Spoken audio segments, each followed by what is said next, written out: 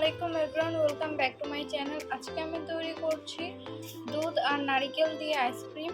তাই এখানে আমি 2 টেবিল চামচ কর্নফ্লাওয়ার নিয়েছি। এবার এটার মধ্যে অল্প পরিমাণে পানি দিয়ে দিচ্ছি। এটা কর্নফ্লাওয়ারের সাথে মিশিয়ে নিচ্ছি।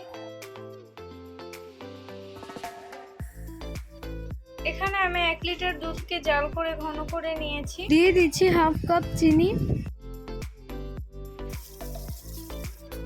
নারকেল কোড়ানো দিচ্ছি হাফ কাপ। এবার কর্নফ্লাওয়ারের মিশ্রণটা দিয়ে দিচ্ছি।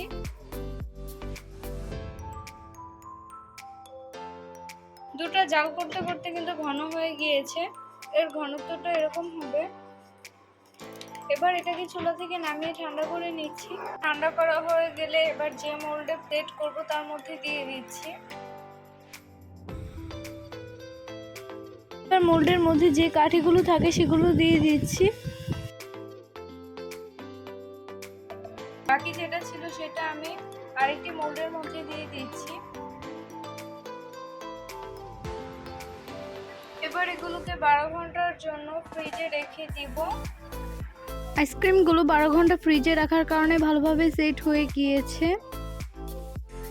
তো তৈরি হয়ে গেল একদম সহজ পদ্ধতিতে দুধ আর নারকেল দিয়ে আইসক্রিম।